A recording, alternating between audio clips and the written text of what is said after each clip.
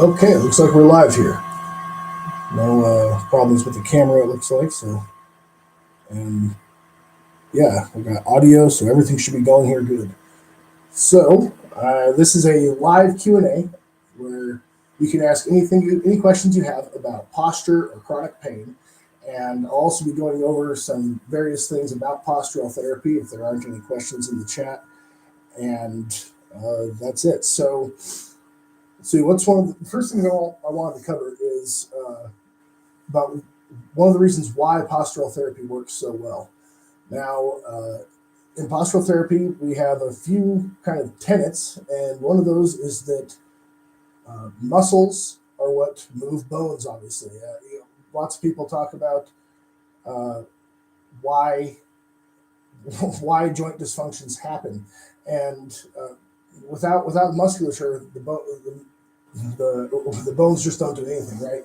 So when we talk about uh, joint dysfunctions in postural therapy, what we were really talking about is muscles that have become out of balance with the other muscles that they work with or work against, right? When we bend our arm, our biceps flex the elbow, our triceps extend the elbow. But what happens if the biceps become dysfunctional and you can't bend the elbow all the way? Or what happens in the shoulder if the rotator cuffs become dysfunctional? Things like that. Now, what happens is other muscles have to pick up the slack of doing that job. In the shoulder, if the rotator cuffs become dysfunctional, what often happens is the muscles in the chest become dysfunctional. So we end up with like things like rounded shoulders or arms that are rotated in. And why do these routines that we come up with work? Well, there are 5 steps or 5 issues that need to be addressed in any good postural therapy routine. And the first of those is we start the routine by mitigating the symptoms. That's step number 1. So if someone is in too much pain to get started, we start with things like static back, which is a great exercise or a great position for reducing things like back pain or neck pain. Or we might start with air bench, or through functional testing I've done with an individual client, we might find out what poses don't elevate their pain levels. So we mitigate the symptoms in some way to begin with. The second step is that we are always looking to reduce asymmetries from one side of the body to the other. These could be rotational disparities, such as if the hips or the thoracic spine are rotated away from neutral. It could be shoulder elevation disparities, where one shoulder is higher than the other. It could be disparities in the femurs, where one femur is pointing further out than the other, or one femur is pointing in, or both femurs are pointing out but in different directions. Anything where we are looking at reducing rotational disparities from left to right, or just non-bilateral symmetries. So those would be like the elevation disparities. The third step that we look to achieve in these postural therapy routines is simply neutralizing the pelvis. So we are looking if someone has anterior pelvic tilt, an exaggerated curve of the spine, or a posterior pelvic tilt and a kind of C-shaped rolled spine. So that's one of the things that we're always looking at for the third step in the process. The fourth step in the process would then be we strengthen and work from proximal to distal. What do those words mean? So for proximal, if we take the body as a whole, proximal means the center essentially. So we're looking to strengthen from the hips and pelvis outwards, but also we're looking to strengthen from the more deep layers of tissue to the more superficial layers of tissue. You've got multiple layers of muscles, especially like in the back. You've got deeper muscles and then more superficial muscles. And then when we talk about, or the fifth step of the routine is then to leave the body in neutral. So we're always going to finish the routine with some type of exercise that leaves the body in a bilaterally neutral function. Things like air bench are a great way to end routines. I like kneeling counter stretch. Static back is a great way to end routines. Foot circles and point flexes. We often end with progressive supine groin. So we always are looking to leave the body in a neutral state. These 5 steps are essentially like an algorithm. They don't only apply to one specific routine, they apply to the whole therapy process as a whole. So we are looking at the first few sessions of individualized therapy are going to be focusing on mitigating those symptoms. Then we get into we change up routines as we go through. You don't just get one routine and then go in for checkups every time you go to see a physical a postural therapist. We are giving you new routines every time you would have a session. And so once we have got the symptoms under control, then we would move into sessions where we are focusing on reducing those rotational disparities and those side-to-side disparities. Then we can, once we've started to address those asymmetries in the body, the sessions move into routines that are more focused on neutralizing the hips or neutralizing the pelvis. Once we address that issue to a degree, then the sessions move into the 4th step, strengthening from proximal to distal. And finally, then we are going into what could be called the maintenance phase of the therapy sessions, where we are finding ways to maintain all the changes that we've had cumulatively and make those leave your body in neutral every day that you're doing your postural therapy routines. And so this is an iterative process. We do it both in every menu or every routine that we assign to our clients, and then we do that as the therapy process as a whole. This is what helped me learn this method of therapy so well, because I have a background in computer science, so I was already really familiar with how algorithms work. And once I made this connection that we're essentially applying this 5-step algorithm to the human body, to the musculoskeletal system, and it's like, okay, now I finally understand why this actually works so well. Because when I first started this, I was in a wheelchair. I couldn't stand up on my own volition, and I was coming from such a bad place. I got this book, the pain-free book, and I started doing some of the exercises on my own, and I was noticing improvements. Like within 2 months, I could stand up for a few seconds on my own, but I didn't understand why it was happening. Then I hired a therapist, and she was a postural therapist, and she started guiding me through these techniques. And I started to understand more about why it was helping me. Then once I finally started the coursework a few months after that to become certified in postural therapy, is when I actually learned about this algorithm that is used to go step by step through the musculoskeletal system. And I was like, okay, that makes so much sense why I'm actually getting relief now, right? So those are the kind of 5 steps about postural therapy. I don't have any questions yet, unfortunately, but I was kind of assuming that a lot of people might have questions about why this therapy method works so well, and that is one of the big reasons. Now, another reason why it can work so well, let me see if I can bring up my app here, is when we get into individualized therapy sessions, I gotta log into it. I was logged in this morning. I guess it logged me out. Let me see if I can get back in. Okay, so we have an app when you opt to go with individualized therapy sessions. That's what I'm logging into right now. We have this app that is designed to it walks you through every step of your postural therapy routines. And it's not letting me log in, darn it. Okay, well, it's not letting me log in right now. I don't know why. But this is really, this app walks you through every single portion of your postural therapy sessions. It has full images, or image instructions, it has video instructions, it has written instructions, and each routine has every exercise in order.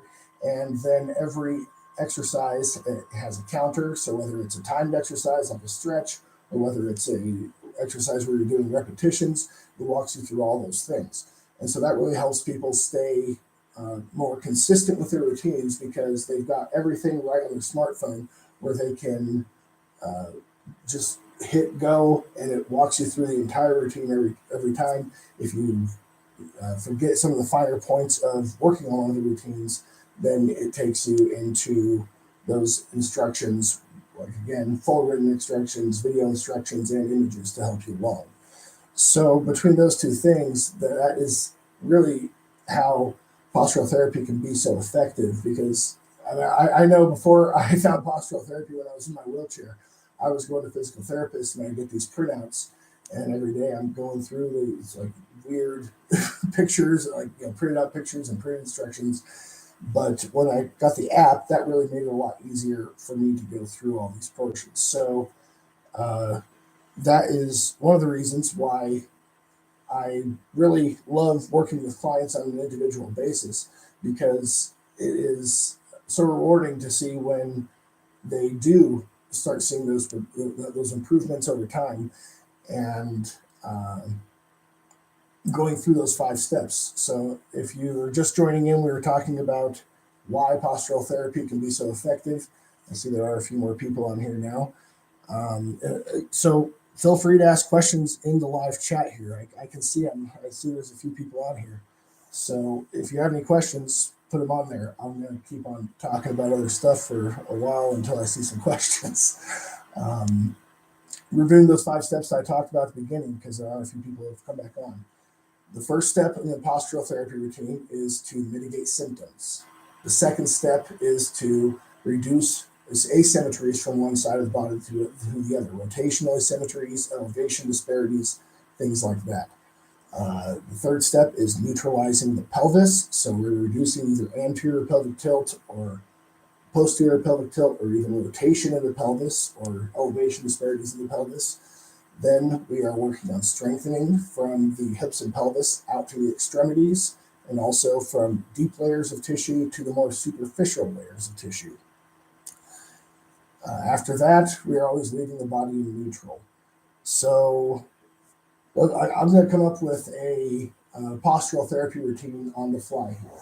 So I know for me, one of the most effective ways to mitigate symptoms is static back. So in static back, I would start a routine in this position here. This is with my hips bent at 90 degrees, my knees bent at 90 degrees.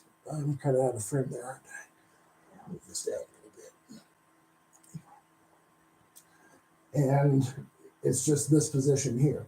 And I would stay here for maybe 5 to 10 minutes. Then I want to start addressing rotational disparities. Well, a great way to do that is using rotational exercises. So one of the exercises I like a lot for reducing rotation is hip crossover stretch. Hip crossover is a simple position. We're going to start in the hook line position here. Then the hook line position means that my knees are bent at about 90 degrees, feet flat on the floor, hip width apart. My palms are out at 90 degrees, or 45. My arms are out at 45 degrees, palms facing the ceiling. I would put the bony part of my ankle right on top of this knee, and then I would, to go to the hip crossover, I would move my arms up actually, put my palms down, and move the hips down, rotate the hips to the side where I can put this foot flat on the floor, and then I would rotate my head as well. So you can see we are stabilizing the pelvis. I'm pushing with this knee towards the camera, this upper leg towards the camera, and I'm rotating my neck over this way. And then I would go and do the same thing over here, the exact same exercise on the other side. And that exercise would be helping to reduce those rotational disparities in the hips and the spine and in the femurs. So after that, the next step is neutralizing the pelvis. Well, if I've got someone with anterior pelvic tilt, a good way to do that might be this sitting wall pose. So let me move the camera up. I'll go over two possibilities that would be good for anterior, or for one for anterior pelvic tilt, one for posterior pelvic tilt. So if I'm neutralizing the pelvis, I might go to the sitting floor position. Now, what does this do? I have got all my upper body joints stacked against the wall here. And in the lower body, I'm tightening the thigh muscles, the front of the thigh. I'm pulling my toes up towards my hips. So I've got engagement all along the front here, and I'm stretching out the back muscles and stretching out the hamstring muscles. And this is a great exercise for people with anterior pelvic tilt. If I'm working with someone who has posterior pelvic tilt, a good way to neutralize the pelvis for a menu like this would be frog pose. I'll move the camera down a bit. So if I'm looking at frog pose, I would start in the hook line. I like to, especially for people with posterior pelvic tilt, I like to put one of these cervical rolls underneath the lumbar spine. And I would go into this position here. This is the hook line position again. And look what this is doing. This is helping reteach the natural S curve of the spine just with this lumbar roll here, right? Now, from here, I would put my feet together and let the knees go to the floor. So this is going to promote pelvic stabilization. It's going to promote external rotation of the femurs, which in posterior pelvic tilt, we usually see we often see interior rotation of the femurs. So this is going to be correcting that postural deviation. And now we're promoting that S curve of the spine instead of that C-shaped spine that we tend to see in people with posterior pelvic tilt. So that would be an example of how I would try to neutralize the pelvis for someone first in anterior pelvic tilt, then for someone in posterior pelvic tilt. Then we get to the strengthening component. So for the strengthening component, if I was just doing this simple five exercise routine, I might go with something like kneeling counter stretch, where I'm start in the hands and knees position here. Find something that's about hip height when I'm kneeling, put both my arms on there, and go down. Now this is stretching a lot of muscles, but it's also strengthening the upper body quite a bit. I'm letting this arch form in my lower back, and I'm having to support the entire weight of my upper body using my hands on that bench. So that might be a good strengthening component. Oh, I do have a question here. Okay, sorry, I just saw this. So you have a tilted pelvis and this is from Floor. I hope I'm pronouncing that right. Floor, probably. You have a tilted pelvis and forward head posture, dealing with symptoms such as neck pain, ear ringing, dizziness, brain fog, and heart palpitations. Could this be due to poor posture? I think that yes, many of those symptoms are quite possibly due to poor posture. I hope you're still watching. So I know that when I was in the throes of a lot of pain, I definitely had a lot of brain fog. And that makes sense, right? Pain takes brain power to process those pain signals. If your neurons are being in a constant state of overuse processing these really useless pain signals, then it's going to affect your brain's ability to go ahead and process all the other things that you're trying to do, especially complex work activities, right? If you're trying to plan something out, plan a project out, or accomplish a list of tasks, and every moment it's just like someone poking you from behind, saying, "Hey, this is a problem. This is a problem." That's essentially what those pain signals are doing. Yeah, it's going to distract you, and it's going to cause a decrease in your effective brain function. Now, ear ringing. I have had clients who have experienced decreases in ringing in the ears. And what that usually seems to come from is you said you have that forward head posture. So when you've got that forward head posture, you've got a lot of musculature pulling on the muscles that attach to the base of your skull up through the temple. It can affect your jaw position, things like that. And it seems that I'm not exactly sure what the link between these things is. I don't think that there's been enough research on this subject, but I have seen instances of ringing in the ears decrease because of that. When we bring this head back, the head and the jaw, everything is in a more natural alignment, and there's no excess stress on the muscles there. Yeah, I think that can definitely have an impact if you correct the posture causing it. Dizziness in Pete Egoscue's first pain-free book, the first edition that has a red and blue cover, not the new edition with the yellow and white cover. In the first edition, he actually has a menu for vertigo. I plan to cover that at some point, make a video about it, but it's a little bit further down the list. There's so many topics to cover. So if you haven't checked out Pete's first book, I would definitely recommend checking that out because it's towards the end of the book, but it does have a menu for vertigo specifically. And heart palpitations, I would be hesitant to guarantee some type of link, but here's what I can tell you about the heart and posture. What happens when our muscles are not doing the work they're supposed to do? Obviously the primary function of muscles is to move the body, right? But they have other functions that they assist with in the body as well. One of those is pumping blood. The more we move our muscles, the less less work our heart has to do in terms of getting blood to the extremities. And now, obviously, if we're doing cardiovascular exercise, our heart rate's going to increase, right? But I'm talking about when you're not exercising and when you're just going about your daily life. If your muscles aren't helping your heart pump the blood, well, the heart is a muscle, right? And just like any other muscle, the more it works, the bigger it's going to get.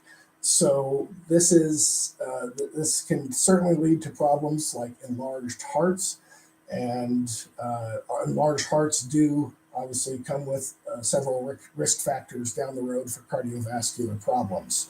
So that is what I would say about the heart and posture in general.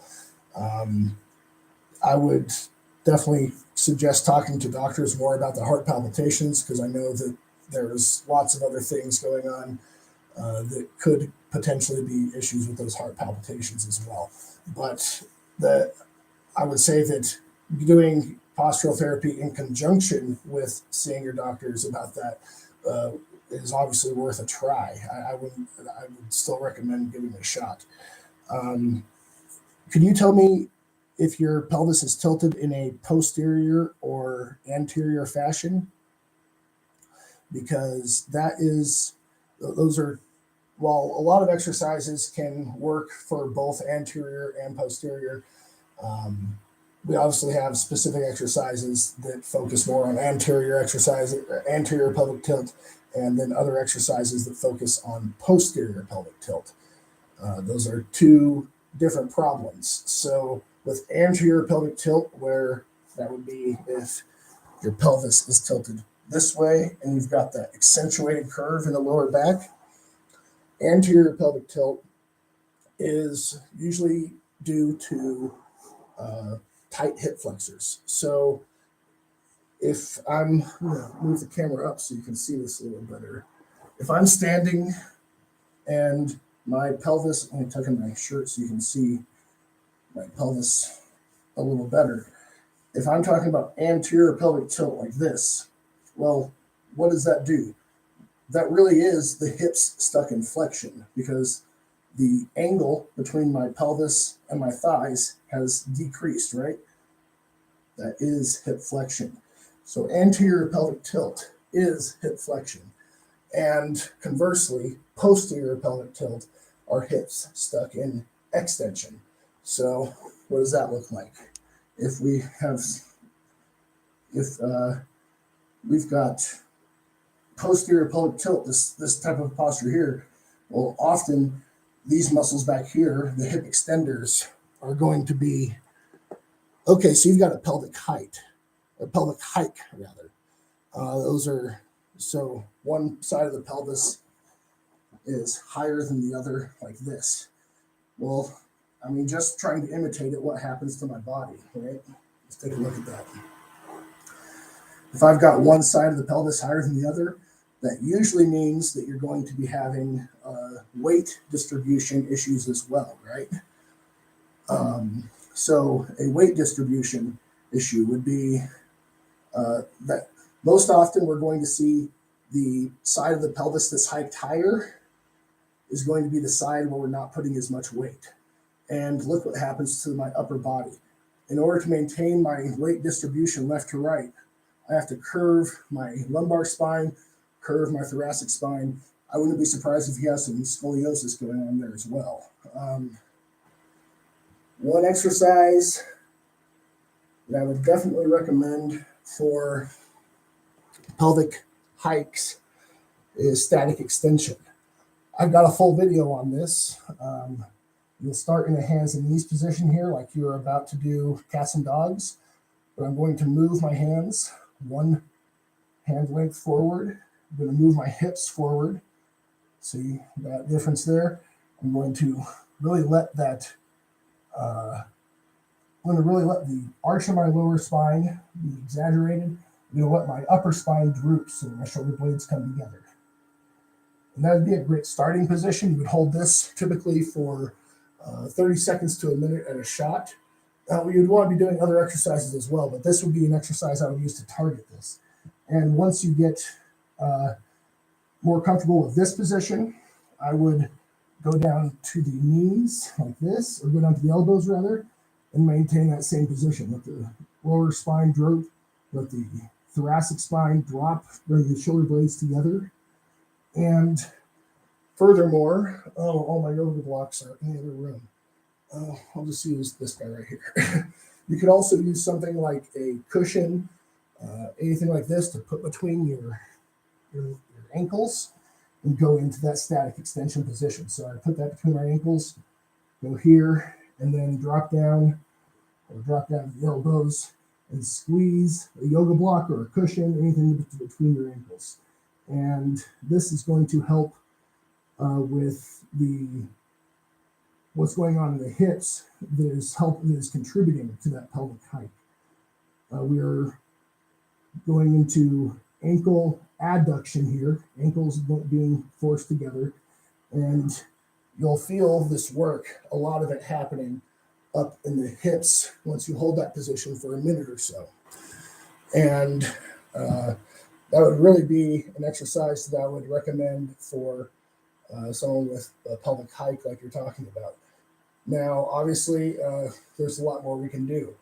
Another exercise that might be really good for that is short foot, because if you have a problem where you're standing more on one leg, really that's the only way I can imitate a pelvic hike is if I put a lot of pressure on one leg or the other. So that means we're going to have dysfunctional loading of the foot, right? Let me take off my socks so you can actually see my feet here. So if I was going to do short foot, I would start standing in a neutral position, big toes angled in slightly. Let the upper body rest in a fairly relaxed position, just pulling the shoulder blades together a bit. Take one step so that the heel of one foot is in line with the big toes of the other foot, just like that. Still feet hip width apart. And from here, I would just start lifting up here. You have a slight bend in the knees, and this is going to start addressing proper toe function. And I know it doesn't look like a lot, but when I first started doing this exercise, I would start wobbling uncontrollably because I did have some of those problems with unequal weight distribution, right? So this is really going to focus on getting equal weight distribution. We can't have equal weight distribution if the feet aren't working properly. So the first part would be we'll be doing a short foot. We do it on each foot, probably 3 sets of 10 on each foot. And that would be working on the foot itself. Then I would move into foot circles and point flexes. So what do those look like? Let me take a sip of water real quick. So foot circles and point flexes, we're going to lay flat on the floor, lift one leg up, and hold it with our hands. Make sure that this lower leg is parallel to the floor. I don't want to see it drooping. I don't want to see it up. It should be parallel to the floor.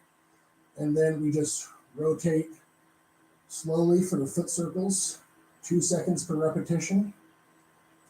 We would do that in both directions. So like start with 10 in one direction, 10 in the other direction. And then we would go into these points and flexes as well.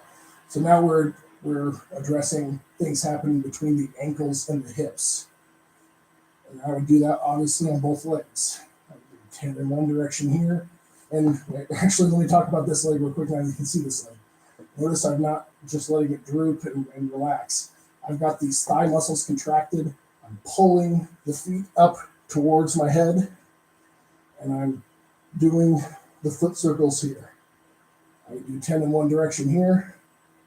10 in another, 10 in the opposite direction. I'm going a little too fast because I'm talking. Two full seconds per revolution. And then I would do the points and flexes.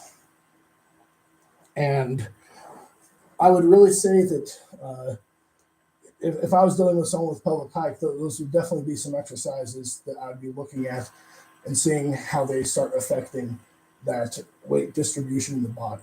Because the weight distribution is going to be so crucial to getting rid of that pelvic hike. And there's obviously tons of other exercises that we could start looking at, but those would be the first 3 that I'd probably go to initially, because there's between just those 3 exercises, there's so much happening between the ankles and the hips.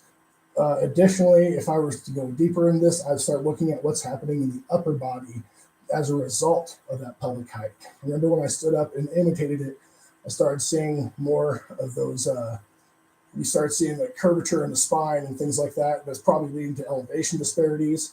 So we might do something like arm circles, we might do elbow curls, essentially things that restore proper shoulder function, because I'd almost guarantee that if you've got one side of the pelvis higher than the other, you've got one shoulder higher than the other as well. So those would be things that I would definitely want to look at. One of your major problems is that your head feels super heavy. Yeah, so that's probably a result of that forward head posture. So when we're looking at forward head posture, there is going to be there's tons of exercises. That static back that I was working on at the beginning, if you saw that one, static back is great for forward head posture. Anything against the wall is great for forward head posture. So if you've got a slant board like this, you do wall drop, where I'll just be standing on this against the wall. But I'm going to assume you don't have a slant board, because it is a more specialized piece of equipment. And let's look at what you can do for forward head posture standing against the wall. So again, usually I use a yoga block, but I did a local group class in person yesterday. So that's still in my little wagon that I use to cart everything over to that group class. Standing wall with block or with pillow, I would put this between my knees. I would be squeezing it. I have a video about this on my channel already as well, if you want to see full instructions. But it would just be getting the heels as close to the wall as you can, putting your getting your feet in alignment, meaning big toes angled slightly in so that the middle of the feet are pointing straight ahead, and just standing here like 6 to 8 minutes. I know it doesn't sound like it's very hard, but this is actually, if you've got that forward head posture, I wouldn't be surprised if your head can't even get back to the wall comfortably at first. But doing these exercises on a daily basis, eventually that will come back. Another exercise that's great for forward head posture is lying supine with block. Down a bit. Okay. So lying supine with block. Again, my yoga blocks aren't in here. I should have thought about that before I started the stream. But again, I can just use this pillow to approximate it. I would start in the hook lying position here. Put this block or cushion between my ankles and just extend out. Keep the thighs tight. Keep the toes pulled up towards my head. Notice my toes aren't relaxed. They're being actively pulled. Thighs tight to keep the knees in extension. And then I would stay in this position for about 5 minutes. And when you're actively squeezing between your ankles there, you're going to start noticing, almost always I see people just like shaking in the hips and thighs here as we're working out dysfunctions and compensations down here. And what do you notice? My head is on the ground, right? So we're once again working on that, on dysfunctions between the ankles up through the spine to the head. And that is a great exercise for addressing forward head posture as well. There are just tons of exercises that address forward head posture. Some exercises that I've done, that I've got on my channel already that would address forward head posture would be, like I just demonstrated, lying supine with block, or the standing wall with block. Air bench is great for forward head posture. Pullovers and reverse presses in the static back position, or in any position really, are great for forward head posture. What does that look like? And well, actually, let me talk a little bit more about these two. So what we see a lot, especially with like slouch forward head posture, is that this inability to raise the arms above the head without getting the back involved, right? And so then we're seeing dysfunctions and compensations between the shoulders and the spine and the thoracic and cervical spine. So if I'm wanting to address those types of issues, I would get into the static back position here. I've got videos on both of these: reverse presses in static back and pullovers in static back. So I would go into this position here, get my fist facing the ceiling with a very loosely balled fist, not tight, just kind of letting your fingers relax. I'm going to press into the ground with the elbows very lightly to stabilize the shoulder joint. And then I'm going to move the shoulder blades down and together, like this, that type of motion. So it's a very simple motion, but it's helping restore that ability to restore mobility in the shoulder blades when they become stuck in a more protracted position. So I do 3 sets of 10 here, just moving that. Now notice I'm not like lifting up my body when I do this, right? I want to keep my lower spine completely relaxed while I'm doing this, and just have all that motion in the shoulder blades. It's a very, very small motion. But then I might go into pullovers from here. So pullovers, I'm just going to interlace my fingers, go up to the top, arms facing the ceiling, and it's just 90 degrees of motion between here and here. Now, remember before I got in this position, I was talking about that inability to lift the shoulders above the head without the spine doing the work, right? So now I've already got the spine in that I've got my hips, shoulders, spine, head already in a one single plane. So they can't do this work anymore.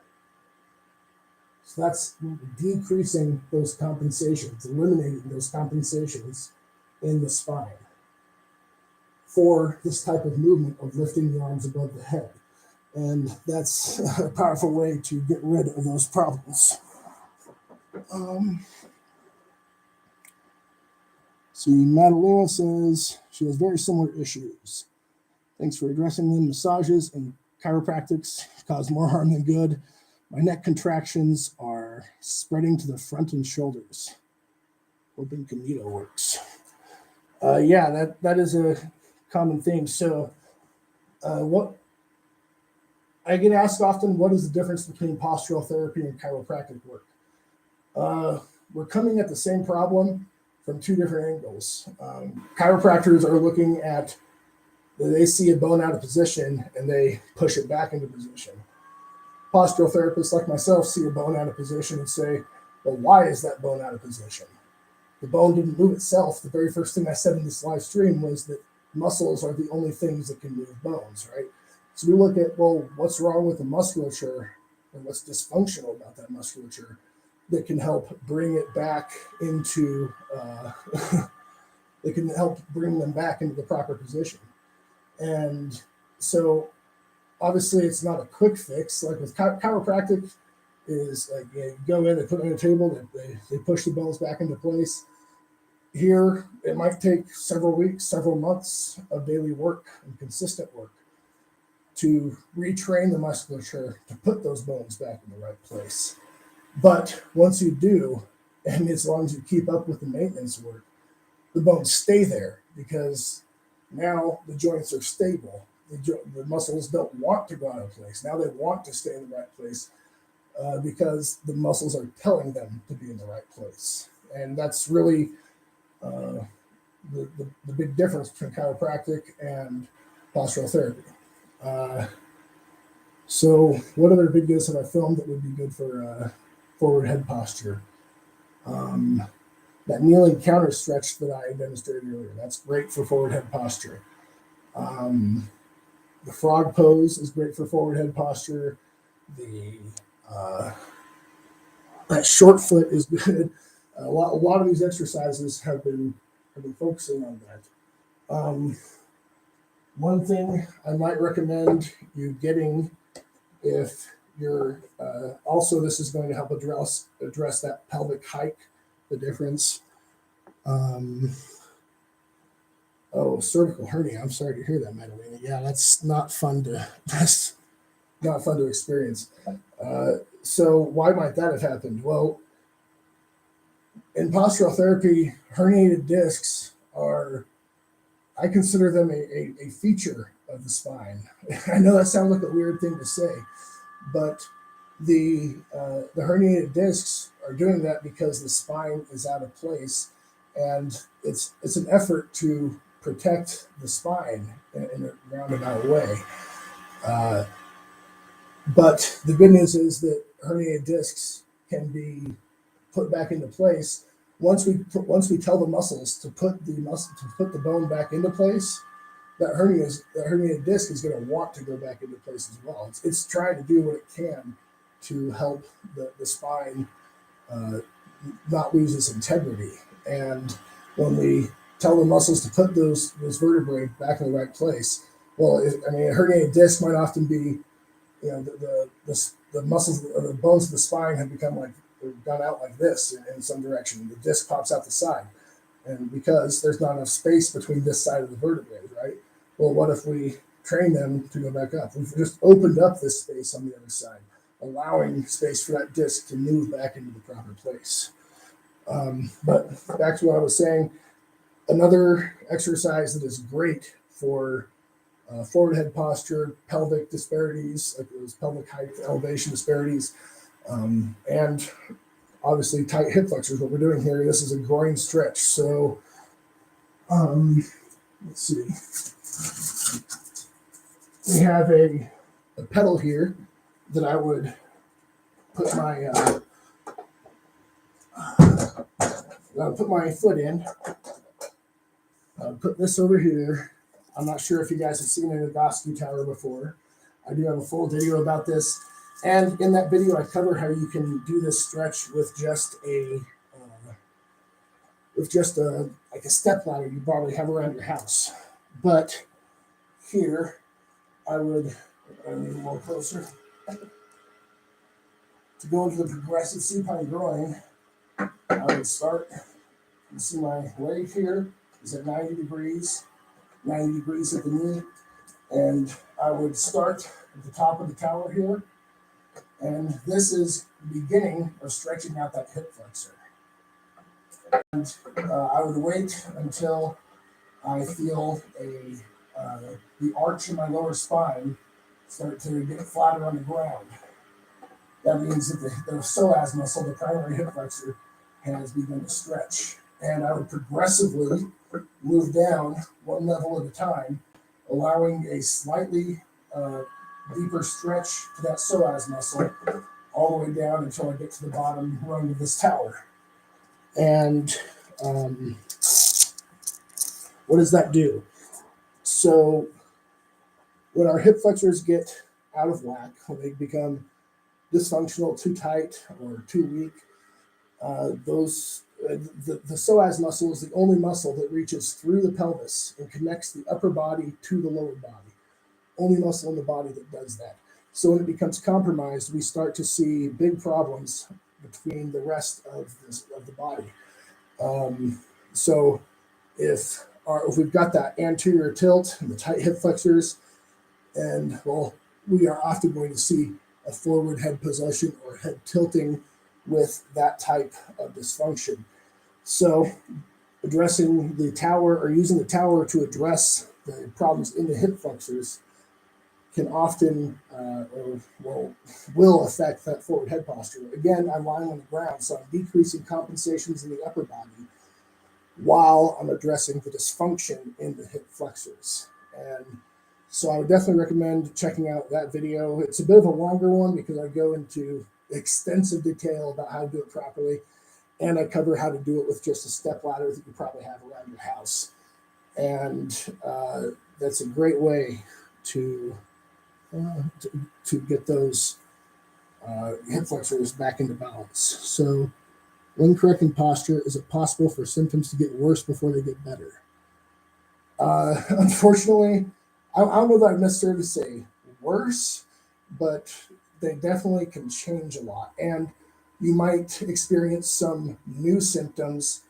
If you've got a really tangled up musculoskeletal system where a dysfunction has led to a compensation, and then that you've been dealing with that pattern for such a long time that the compensating joint becomes dysfunctional as well, another joint has to compensate for the dysfunctioning joint that's already compensating. And it's a kind of tangled web. So yeah, it's common to see symptoms change, either change in location. Like you might have pain in the low back, and we get that addressed, and like, oh wait, now there's like something weird going on in my upper back. Well, as we like kind of peel back the layers of all these compensations of dysfunctions, it's not uncommon at all for new symptoms to appear, or for symptoms to change location. What we're looking at is a trend over time. And I would say that if like a specific symptom is only getting worse, you're doing the right exercises in the wrong sequence possibly, or you're trying to do exercises that your body isn't ready for yet. When you're doing these exercises, you should never, ever push through increased pain. Like if I'm going into an exercise and I've got some latent pain in my lower back, and going into a new pose doesn't increase that pain, I would say that's a good pose to do. If going into that pose increases pain, then no, we have to figure out some other way to address that. Now, one of the benefits of like individual posturized therapy is that there's so many exercises. There are hundreds upon hundreds of exercises that can be modified. So when we talk about the permutations or combinations of exercises between finding substitutes or finding modifications to exercises that make it easier to go, there's always a way to make sure we're not increasing the pain. What's a good example of that? So I don't think I have a proper cushioning here right now, but if I'm trying to have someone go into hero's pose, the very first time hero's pose, I'm going to have them start on their hands and knees and slowly hike back to put the butt on top of the ankles. Now, if they start experiencing pain when they get those knees into like high degrees of flexion, I'm having them stop immediately. Now, if I find that they're having pain at like this level, I can't do it with this, but I would find a large cushion and I would put that underneath their thighs here and see if they can get to like this point of hero's pose and see if that doesn't cause pain. That's just one example, but there are so many different ways. that we can start modifying exercises to make sure that we're not increasing pain levels when trying to do the exercise. And if the modifications don't work, we find a substitute. There's always another way to come at the joints from a different angle, a different pose, to see, okay, well, if they can't get into hero's pose, that means their quads are really tight, right?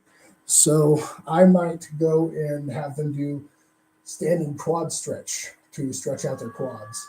I might take the opposite approach of strengthening their quads. I might put them in sitting floor.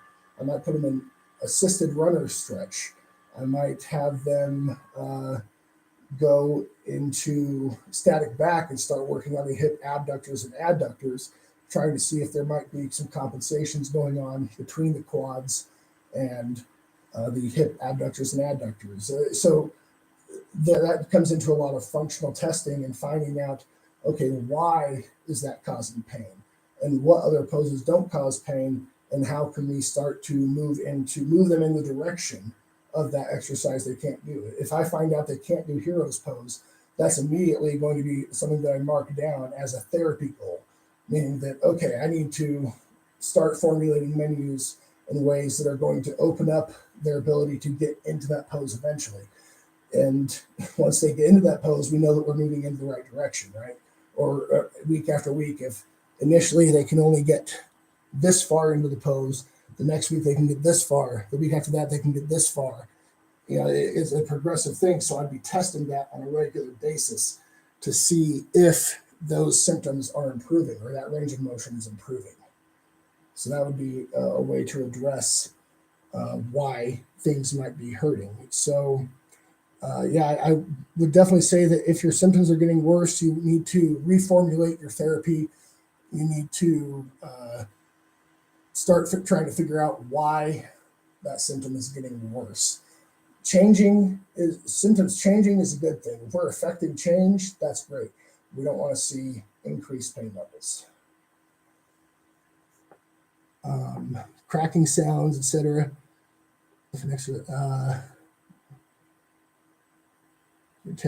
So I would say it depends. Is there pain with the cracking sounds? I mean, for me, like after I do that hip crossover stretch that I did earlier in this video, I'll often come out of it and move my neck and it's like cracking all over the place. I usually find relief with that. When we get into things like upper spinal floor twist, it's not uncommon at all for people to experience it's kind of like doing your own chiropractic work at that point. You're affecting real-time changes in how the musculature is holding the spine together. So as long as those cracking sounds aren't causing pain, I would say that's probably just the bones or the muscles moving the bones back into a closer position to their natural design posture. So I would say it depends on that one. I'm going to drink of water here.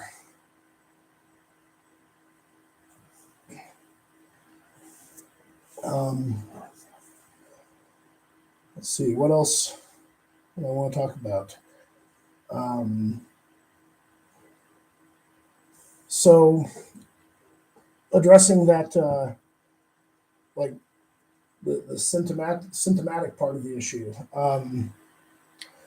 I work with my dad on a regular basis. There's not really pain, but it's very excessive. Yeah.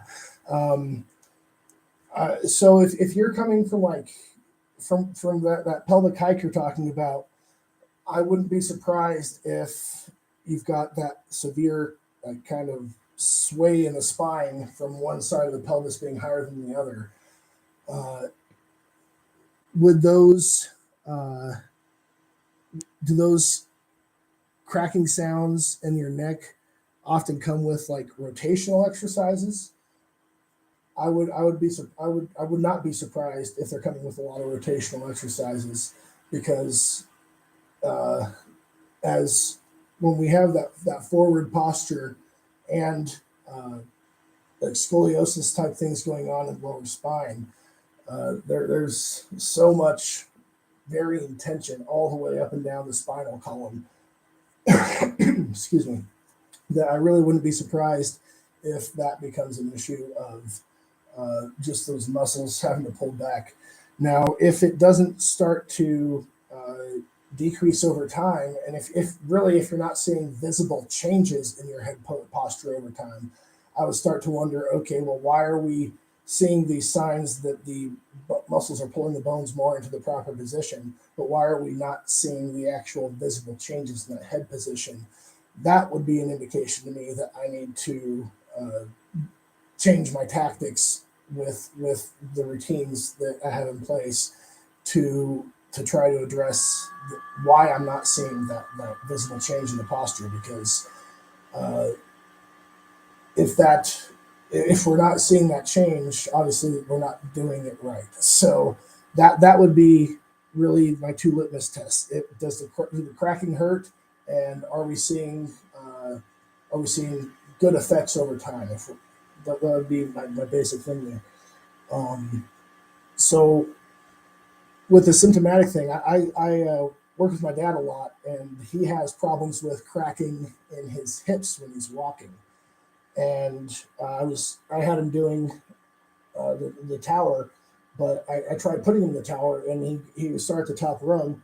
Well, he's had two knee replacement surgeries, and he said, well, it feels like my knee is hyperextending in the tower. It doesn't feel good. So I took a complete opposite approach. I said, well, let's start at the bottom and start working your way up. At the beginning, he only did the bottom rung, and we would wait there. Then eventually he would do the bottom rung, and then the next level up. I think he's up to the fourth level now, and as he gets higher up, that pain in his knee is not happening, and the clicking in his hips and his pelvis when he walks is also decreasing. So you want to look for those trends over time, and we're also seeing his pelvis become more neutral. So that's another way that we can look at modifying exercise. The standard we call progressive because it's a progressively deeper stretch in the groin muscles as we go deeper. For him, because of what's going on in his knees, I decided to go with a regressive stretch. So starting with a deep stretch in the hip flexors and then lessening that stretch and letting more stress go on the knees on a very measured basis over time, over several weeks. We're putting more stress on the knee as we go to higher rungs. So there are just so many different ways to modify these exercises to see how it affects the body, how it affects the individual person, because we can't always say that this exercise is going to be great for everybody. We have to look at it as an individual basis and progress from there. So, like with all these routines I've got on my channel here, right now I've been covering routines from the Pain Free book mostly. I've put up a couple of my own, but in the Pain Free book, he's very clear. Like, look, if you are doing the menu for external knees, and one exercise hurts, you just skip that exercise, go to the rest of the menu, and do the other exercises in that menu for a week. Then try adding that new one back in, seeing how it changes over time. As we make postural changes in the other parts of the body, we want to see if the exercises you can't do are becoming easier to do over time. And it's not a quick fix. It's going to require some consistency and putting in the work. Peter Egoscue says all the time, it's simple, but it's not easy. None of these exercises are particularly difficult to wrap your head around how to do. It's just a matter of doing the work every single day that is so hard for many people. And that is again why I would recommend if you're having trouble with consistency, the mobile app that we issue out to clients is a great way to help with that, because it I can see when people are doing their menus or not. So I can go into the statistics of the menus or the routines that I give out to people, and I can see, okay, well, they only did their menu this one time last week. Why are they only doing the menu that one time? It's usually not because the person is lazy or because they don't have time. There's often a root issue of, they're not doing it because it's too difficult or it's too long or something along those lines.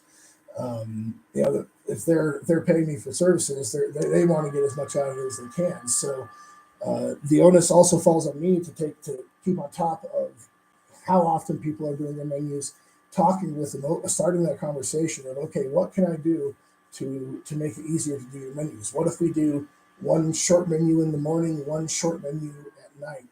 What if I give you routines, like small routines that you could do at work on your breaks, uh, just like 5 minutes here and there throughout the day. So it really comes down to making sure that people have the resources they need to get what they need, or to have the motivation and the time and the energy, and not be in pain too much to do those exercises throughout the day. Um, and I can give them 5 different menus, through the software they would do throughout the day, things like that. Um, so it's been an hour now. Wow, that went really fast. I didn't think it had been that long. Are there any additional questions before I sign off? I'll take a sip of water here. I've been talking so much, my mouth is dry. Okay, well, uh, if anyone does have questions, I know Flora is in my Facebook group, Posture Monsters. You can find the link to that Facebook group in the description of this video. You can just search Posture Monsters on Facebook. I hope I'm pronouncing your name right. I hope, but also, if you have questions, you can email me at info@theposturepainconnection.com. That's also in the description down below. There are multiple ways to get in contact with me. I hope that everyone has a great Sunday, wherever you are in the world here. I know that I had a lot of people respond to be interested in this from Europe this time. So I guess that's about it for right now. If you have any other questions, comment on this post later. I'll see them. Comment in my Facebook group, anything like that. All right. Have a great day, guys. I hope it's functional and pain free, but if not, be sure to contact me.